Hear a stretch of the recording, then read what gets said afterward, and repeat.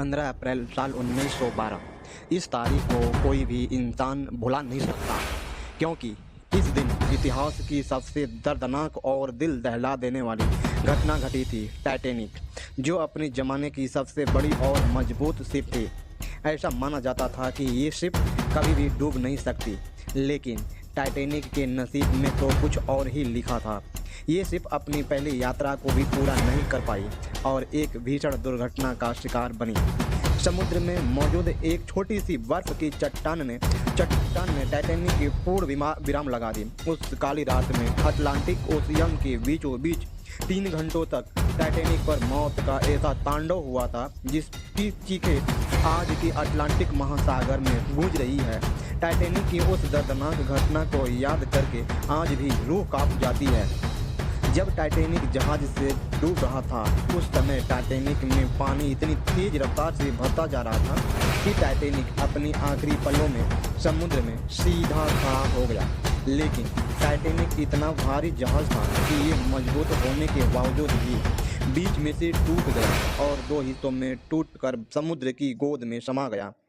जब टाइटैनिक समुद्र में डूब रहा था, उस समय टाइटैनिक पर 2200 से ज़्यादा लोग सवार थे, जिनमें बूढ़े बच्चे जवान सब थे। करीब 1500 से ज़्यादा लोग टाइटैनिक के साथ समुद्र में डूबकर मारे गए। जिस समय टाइटैनिक डूबा था, उस समय समुद्र के पानी का तापमान -2 डिग्री सेल्सियस था।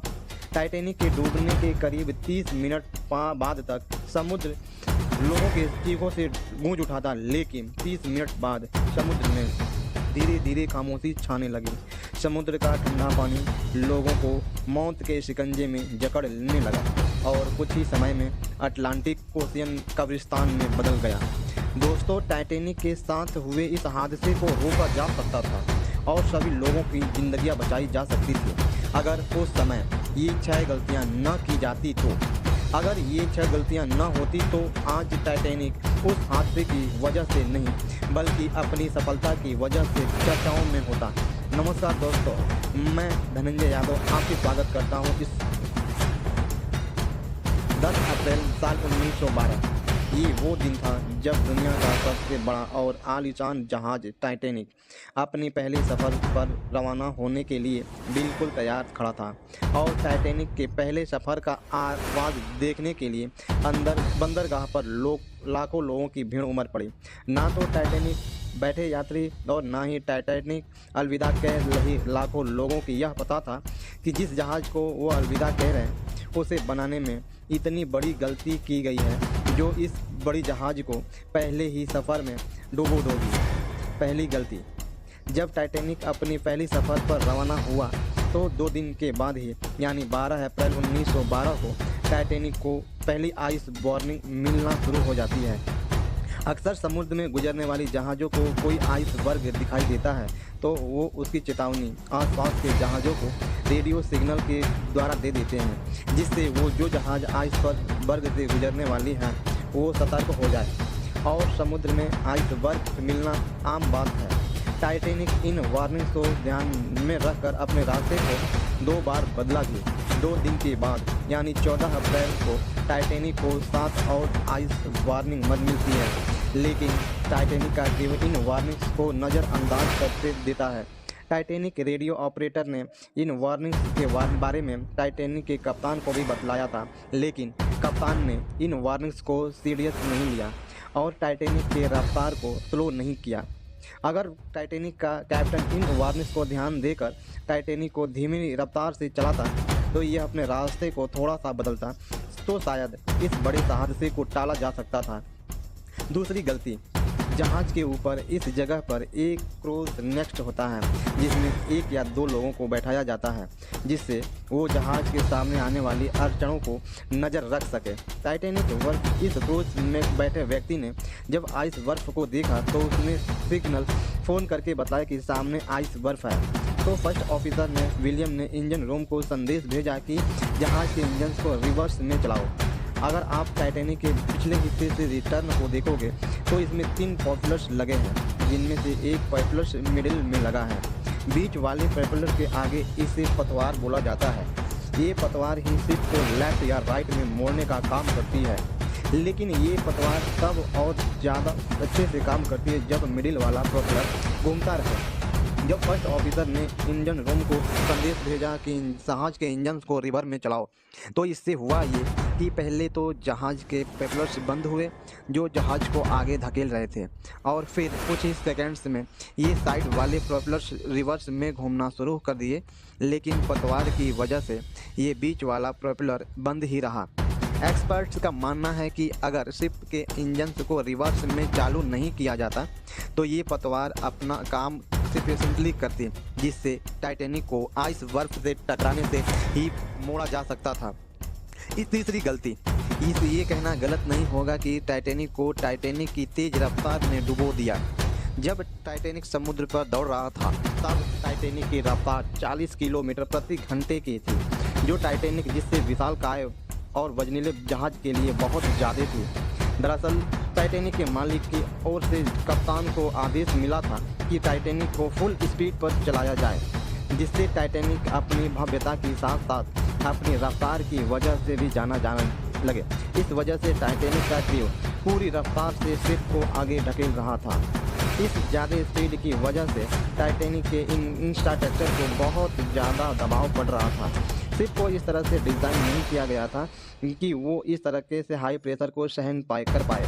नतीजा यह निकला कि आइसबर्ग की मिलते ही जहाज की रफ्तार को कम नहीं किया जा सका और टाइटैनिक आइसबर्ग से जा टकराया। इससे टाइटैनिक के स्ट्रक्चर पर डबल मार पड़ी। पहला तो टाइटैनिक का इंफ्रास्ट्रक्चर हाई स्पीड की वजह से पानी के दबाव को सहन कर ही रहा था, और दूसरा आइस बर्फ के इस इम्पैक्ट ने टाइटैनिक में छेद कर दिया। अगर टाइटैनिक की रफ्तार कम होती तो शायद टाइटैनिक के क्रू को रिएक्ट करने के लिए थोड़ा सा वक्त मिल जाता और शायद टाइटैनिक को बचा लिया जाता। चौथी गलती, टाइटैनिक पूरी रफ्तार से चल रहा था और टाइटैनिक के क्रू में दूसरे जहाज में मिलने वाली आइस वार्निंग पर भी ध्यान नहीं दिया गया। टाइटैनिक बैक होल आइसबर्ग की ओर बढ़ता जा रहा था, लेकिन बावजूद इसके टाइटैनिक को अभी भी हादसे से बचाया जा सकता था, क्योंकि जहाज के क्रूज नेस्ट में दो बहादुर लोग बैठे थे जो समुद्र में आगे आने वाली हर एक अड़चन पर नज़र रखे हुए थे। लेकिन दूर की अड़चनों को देखने के लिए इनके पास एक चीज थी ही नहीं, वो थी दूरबीन। वास्तव में एक हैरान करने वाली बात थी कि इतना बड़ा आलीशान जहाज जिस पर हर प्रकार की लग्जरीज मौजूद थी, लेकिन एक छोटी सी चीज़ दूरबीन जहाज पर मौजूद ही नहीं थी। क्रूज नेस्ट में बैठे पहरेदारों में आइसबर्ग के बारे में इतना ज़रूर किया था, लेकिन तब तक बहुत देर हो चुकी थी। तब तक टाइटैनिक आइसबर्ग के बहुत करीब पहुंच चुका था। शायद उस समय टाइटैनिक पर एक दूरबीन होती तो समय रहते उस आइसबर्ग को देखा जा सकता था, उस हादसे को टाला जा सकता था। पांचवी गलती, जब टाइटैनिक मलबा मिला तो उस पर रिसर्च किया गया कि पता चला कि जब टाइटैनिक को बनाया जा रहा था तब टाइटैनिक को बनाने वाली कंपनी ने एक बहुत बड़ी गलती की थी, वो भी जानबूझकर। ये बात सत्य है कि अटलांटिक ओशियन में जगह जगह आइस बर्फ में तैरते रहते हैं। इन सभी छोटी मोटी अड़चनों को ये भारी भरकम जहाज आराम से झेल लेते हैं। वो उस दिन जहाज के कप्तान ने स्मिथ ने उस आइसबर्ग से निपटने के लिए भरपूर प्रयास किया। टाइटैनिक की रफ्तार को कम करने के लिए इंजन को बंद करके रिवर्स में चालू किया और टाइटैनिक के रूट को बदलने की भी प्रयास किया। इतने में प्रयास करने के बावजूद जहाज आइसबर्ग से जा टकराया। हालांकि ये जहाज अभी भी बच सकता था अगर टाइटैनिक को बनाते समय ये गलती न की जाती तो।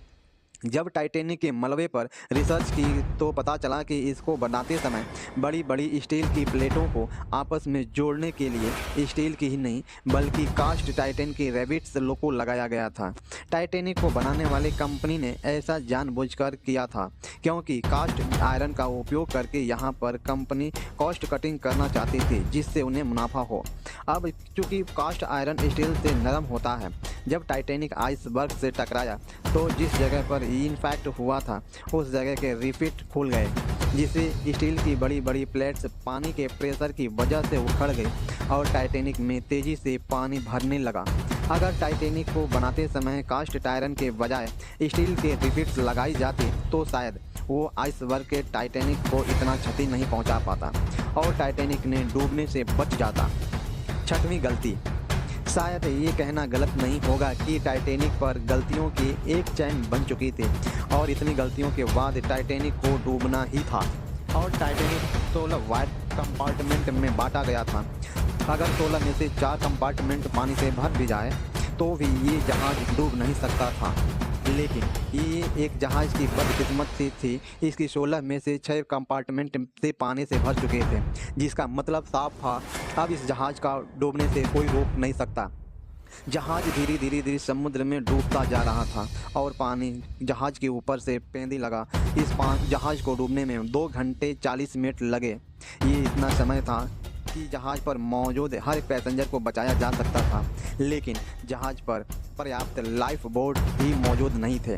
जहाज़ पर सिर्फ 20 लाइफ बोट ही थी, जिसमें 1200 लोगों को बैठाया जा सकता था। लेकिन उस समय जहाज़ पर करीब 2200 से ज़्यादा लोग मौजूद थे। जब टाइटैनिक डूब रहा था तब चारों और अफरा तफरी का माहौल हो चुका था।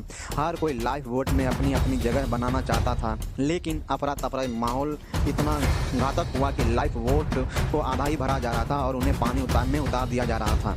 जब रात के 2:05 पर जहाज़ से आखिरी लाइफ बोट को उतारा गया तो उस समय अभी भी जहाज़ पर 1500 से ज़्यादा लोग मौजूद थे।